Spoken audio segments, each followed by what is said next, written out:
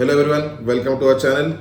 आज एक जो काफी इंपॉर्टेंट क्वेश्चन है जो हर किसी के दिमाग में है, उसको हम डिस्कस करने वाले हैं। वो क्वेश्चन ये है कि क्या इंडियन मार्केट्स अभी अच्छे हैं या फिर यूएस मार्केट्स अच्छे हैं। अभी काफी कुछ चीजें जो इंडियन मार्केट्स में चल रही है वो ये कह रही है कि इंडियन मार्केट्स का पी बहुत एक्सपेंसिव हो चुका है, इंडियन मार्केट्स काफी एक्सपेंसिव है और इंडियन मार्केट से वो अभी यूएस मार्केट्स में इन्वेस्ट करना चाहिए, क्योंकि यूएस मार्केट्स में काफी अच्छी रिटर्न्स की अपेक्षा वहाँ पे उनको दिखाई दे रही है, काफी अच्छे एक्सपेक्टेशन उनको दिखाई दे रहे हैं। क्योंकि उनका ये कहना जा रहा है कि इंडियन मार्केट्स के जो कंपनीज के जो रिजल्ट आ रहे हैं वो कुछ हद तक खराब आ रहे हैं। और यूएस मार्केट्स में अगर देखा जाए तो ग्लोबली काफी जो बड़ी बड़ी जो कंपनीज है वो मेजरली कहाँ पे सिचुएटेड है, तो वो यूएस मार्केट्स में है, वो यूएस सिचुएटेड कंपनीज है।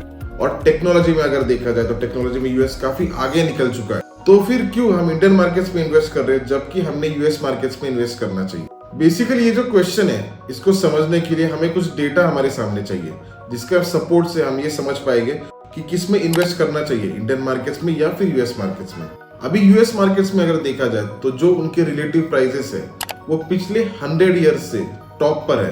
और दूसरा जो एस्पेक्ट है वो ये है कि उनका जो डॉलर है, अभी डॉलर इंडेक्स अगर देखा जाए तो वो पिछले 50 ईयर्स से जब से इसको कैलकुलेट किया जा रहा है तब से आज उसके पीक पर है। अब सबसे ज्यादा स्ट्रेंथ में यूएस का डॉलर इंडेक्स। और तीसरा जो सबसे इंपॉर्टेंट एस्पेक्ट है वो ये है कि US stock market totally 70% of world market के करीब है। मतलब वर्ल्ड के एंटायर स्टॉक मार्केट के कंपैरिजन में 70% जो मार्केट है वो तो यूएस स्टॉक मार्केट से, मतलब इतना बड़ा जो पार्ट है स्टॉक मार्केट में वो 70% सिर्फ एक ही कंट्री से आता है। तो ये जब डिस्कशन होगा तो काफी लोग ये कहेंगे कि वो सच भी बात है, क्योंकि कंपनीज परफॉर्म कर रहे हैं, टेक्नोलॉजी इतनी आगे निकल चुकी है, इतने अच्छे अच्छे कंपनीज वहाँ पे है। अभी अगर एनवीडिया अगर देखी जाए तो एनवीडिया बिगेस्ट कंपनी हो चुकी है, काफी बड़े बड़े इनोवेशंस आ रहे हैं। तो फिर वो क्यों इतना ऑब्वियस है कि यूएस मार्केट से इतना आउट परफॉर्म करेगी। लेकिन उसमें जो दूसरी बात है वो ये है कि अगर यूएस स्टॉक मार्केट वर्ल्ड के 70% जो स्टॉक मार्केट का शेयर वो अगर उनके पास है तो इकोनॉमी में कितना पार्ट। वैसे अगर देखा जाए तो इकोनॉमी में भी उनका 70% मार्क चाहिए, तभी वो स्टॉक मार्केट में भी 70% रहने चाहिए।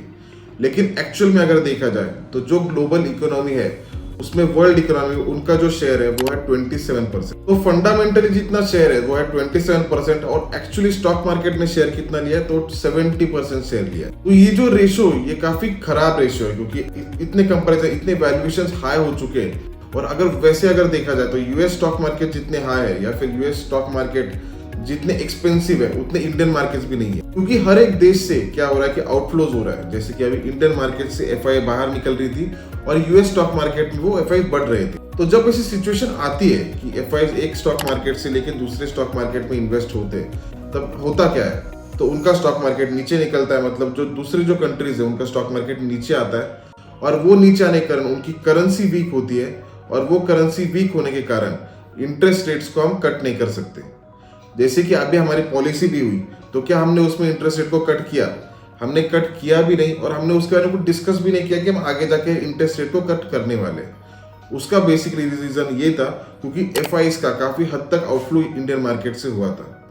और ये जो आउटफ्लोज हो रहे हैं ये बड़ी बड़ी कंट्रीज में जाते हैं और बेसिकली कहाँ जा रहे हैं तो यूएस स्टॉक मार्केट में जाते हैं। और उसी के कारण यूएस स्टॉक मार्केट के वैल्यूएशन इतने हाई हो चुके हैं। और उसके कारण ये माना जा रहा है कि अब तक जितने भी रिसेशन आए या फिर टेक बबल जो आया था जो बहुत काफी ह्यूज था, तो क्या उतना बड़ा क्राइसिस यूएस मार्केट में भी आ सकता है। तो उसमें रॉकफेलर कंपनी के जो चेयरमैन है रुचिर शर्मा, उनका ये कहना था कि अभी का जो डेटा है यूएस मार्केट्स का वो इतना खराब है कि उसमें क्राइसिस नहीं, मैसिव इकोनॉमिक क्राइसिस आ सकता है। और ये जो बबल है, इसके पहले जो बबल आए थे उससे ही बहुत बड़ा मैसिव बबल है और ये कभी भी फूट सकता है, 1 साल में, 2 साल में या 5 साल में। लेकिन इसका इम्पैक्ट जो होगा, इसका इम्पैक्ट काफी ह्यूज होगा। और अभी अगर देखा जाए तो मुंबई से या फिर इंडियन स्टॉक मार्केट से पैसा वहां पे आ रहा है तो वो एक्चुअली उल्टा हो रहा है। जहां पे एक्चुअली एक्सपेंसिवनेस कम है, मतलब जैसे कि इंडियन मार्केट्स का अगर देखा जाए तो वो इतने एक्सपेंसिव मार्केट्स नहीं है जितने कि यूएस मार्केट्स है। और पैसा कहाँ से कहाँ जा रहा है तो इंडियन मार्केट से यूएस मार्केट्स में जा रहा है। लेकिन ऐसे जब एक्सट्रीम वैल्यूएशंस हाई हो जाते हैं तो कहीं ना कहीं उसको स्टॉप लगता है और फिर उसका इम्पैक्ट इन्वेस्टर्स को होता है। तो उसी के कारण मैंने ये वीडियो बनाया था कि आपको डेटा सही से समझ में आए कि कौन से कंट्रीज या फिर कौन सी इकोनॉमी है वो एक्सपेंसिव है और कौन सी चीप है, और उसके ऊपर से आप डिसीजन ले पाओ कि कहाँ पे आपने एक लॉन्ग टर्म के लिए इन्वेस्ट करना चाहिए ताकि आपके जो रिटर्न्स रहे वो स्टेबल रहे। और आई होप कि ये वीडियो आपके लिए बेनिफिशियल रहे और आपकी ट्रेडिंग जर्नी अच्छी रही। Thank you.